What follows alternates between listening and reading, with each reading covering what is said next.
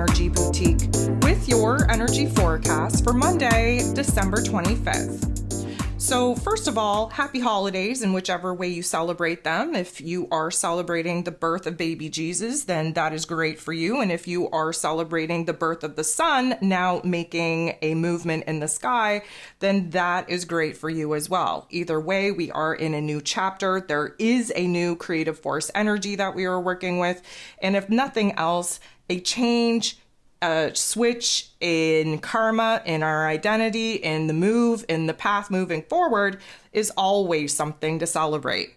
Now, we do have the moon in Gemini all day, really pushing our emotions and our mental plane into a new level of curiosity as we weigh the pros and cons. The choice is available, the opportunity is available to us at this time.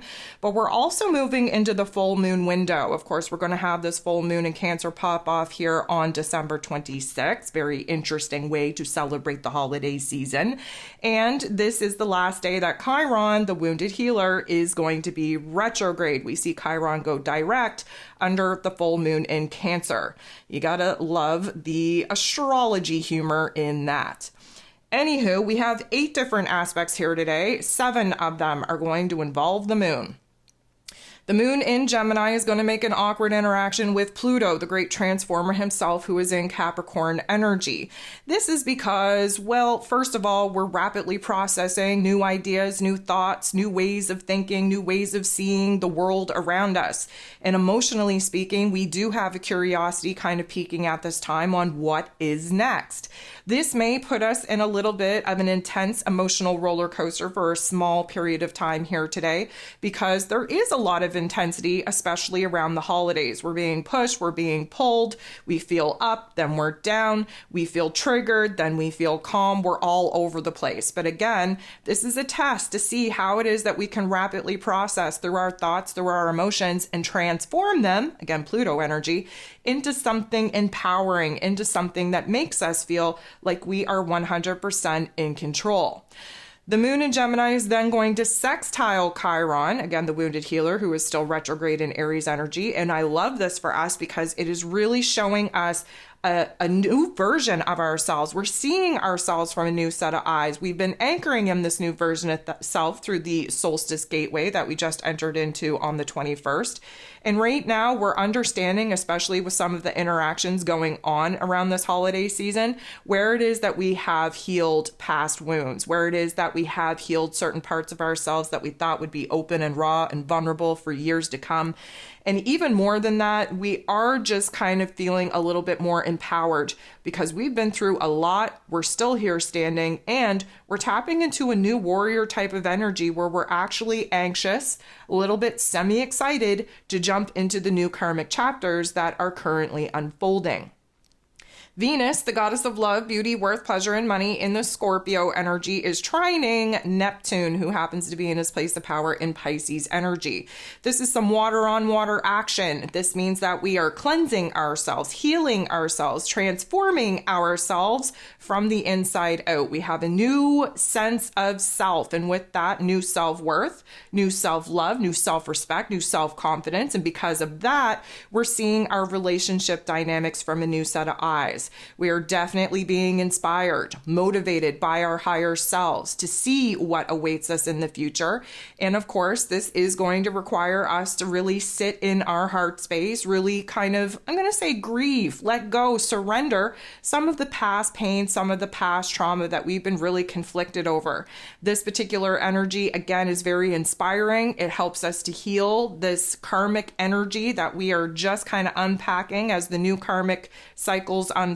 And this is a beautiful energy to get very heart aligned. We're definitely feeling motivated and inspired and essentially feeling a little bit renewed when it comes to our soul, when it comes to our spirit. The moon is then going to interact with Uranus, the great awakener, who is retrograde in Taurus energy in the best kind of ways, which means that there is an epiphany. There is a change of perspective. We are seeing things from a different set of eyes, especially when we have kind of given a lot of energy and effort to override the old narratives, the old emotions. This is opening us up to see what is now possible for us, that we have been able to overcome some of the challenges that we thought we'd been sitting in for a very long time. The moon then goes ahead and semi-squares Jupiter, the planet of growth and expansion, who is retrograde in Taurus energy, which of course is going to highlight for us where it is that we're still kind of being a little bit confused, a little bit conflicted on the choices, the options, the opportunities that we're currently trying to contemplate as far as the path moving forward goes. The moon is then going to sextile the North Node in Aries. This is a beautiful energy because it means that we are making a little bit of progress on what it is that we want to see for ourselves in a futuristic vision, in a futuristic dream.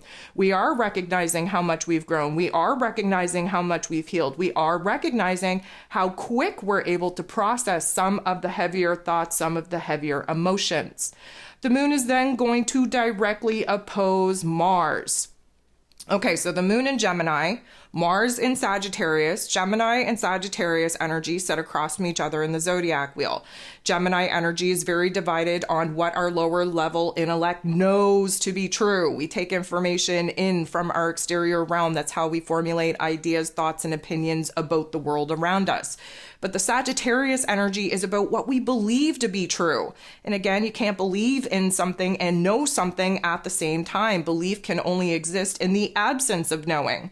Well, Mars being in the Sag energy, he is highly inspired, highly motivated because he believes that anything is possible. He believes that he is able to create a new vision, a new dream, a new reality for himself. However, this opposition means that we're not in agreement between our heart space and our, let's call it mind space, and therefore we can't engage the physical body to take action upon any of the thoughts and ideas that Mars is currently excited about.